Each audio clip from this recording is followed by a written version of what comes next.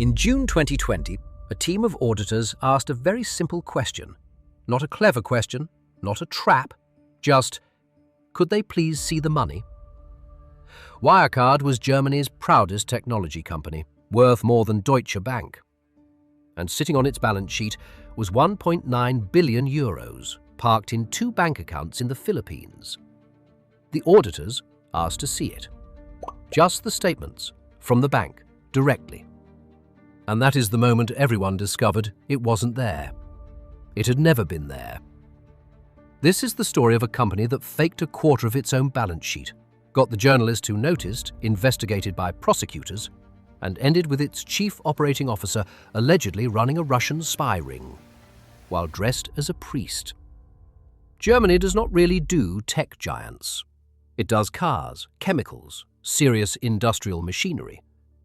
So when a payments company from a suburb of Munich started growing like a Silicon Valley startup, the whole country wanted it to be true. Wirecard processed payments. Every time a card was tapped, Wirecard took a sliver. Boring, invisible, and, on paper, wildly profitable. By 2018, it was worth over 24 billion euros, more than Deutsche Bank, a bank with $1 trillion in assets. That September came the coronation. Wirecard joined the DAX, Germany's blue-chip index.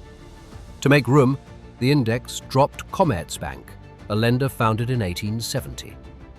Finally, our own Silicon Valley, in Bavaria. Wirecard had ambitions. In 2019, it hired McKinsey for something called Project Panther, a plan to acquire Deutsche Bank.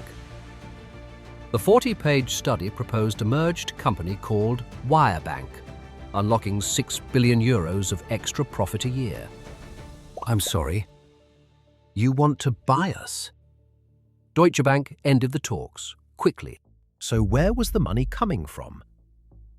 A large chunk of Wirecard's profits supposedly came from partner companies in Asia, firms processing payments on its behalf in places it didn't operate directly. And the cash those partners generated sat in escrow accounts managed by a trustee. Wirecard couldn't spend it, but it could count it, which made it the perfect asset, enormous and impossible to touch, because it wasn't real. Now, this is what auditors are for. Wirecard's auditor was EY, one of the biggest firms on earth. Between 2016 and 2018, EY did not contact the bank directly to confirm the money existed. Instead, it accepted documents and screenshots provided by the trustee and by Wirecard. Prosecutors later called those documents forgeries. When someone finally asked OCBC Bank in Singapore, the answer was short. There is no account. There is no trustee. There is no you. One senior auditor called checking bank balances directly equivalent to day one training at audit school. Enter Dan McCrum, a reporter at the Financial Times. Working with whistleblowers, McCrum published story after story. The Asian numbers didn't add up. The profits looked invented. The paperwork looked forged. In most countries, the regulator reads that and starts asking questions. Germany's regulator, BaFin, did something else. It banned short selling of Wirecard shares for 2 months, the first time it had ever protected a single company that way. It cited Wirecard's importance to the economy. And then, BaFin filed criminal complaints against the journalists for market manipulation. The threat isn't the company, it's the reporting. McCrum was put under surveillance by private intelligence operatives.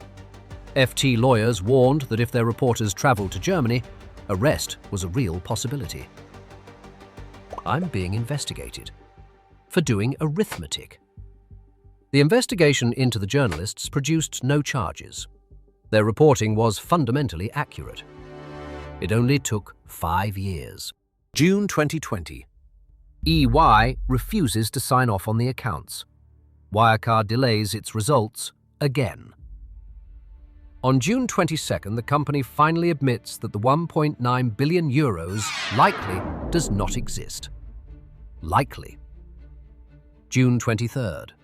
Chief Executive Markus Braun is arrested. June 25th. Wirecard files for insolvency, the first company in the DAX ever to collapse. The share price falls 99%. And Jan Marsalek, the chief operating officer who ran the Asian business, is already gone. Dismissed, then driven to a small airfield outside Vienna and put on a chartered jet bound for Minsk. Tell the board I've gone to collect the money. He has not gone to collect the money. Marsalek didn't stop in Belarus. He went to Russia. In 2024, a joint investigation by PBS Frontline, Der Spiegel, ZDF and The Insider reported that he had been living under the name Konstantin Byazov, borrowed from a real Russian Orthodox priest in Lipetsk, who resembles him and is almost the same age. People connected to the Russian security services helped arrange the passport. British authorities allege Marsalek directed a spy cell across Europe for Russian military intelligence.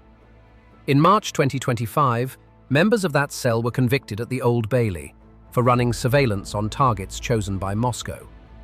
So, a payments executive from Munich, allegedly commanding Russian espionage under the name of a priest. Bless you, my child. Please do not ask about the Philippines. Markus Braun denies all charges. He says he was the victim, deceived by the people beneath him. His trial began in December 2022 and is still running, with a verdict expected this year. I was as surprised as anyone to learn the money was imaginary. Jan Marsalek is subject to an Interpol red notice. His whereabouts are unknown. And the €1.9 billion was never stolen. That's the part people get wrong. Nobody ran off with it. There was nothing to run off with. Germany wanted a technology champion so badly that when a reporter said the emperor was naked, the regulator investigated the reporter. Wirecard's real product was never payments. It was belief, and business was booming.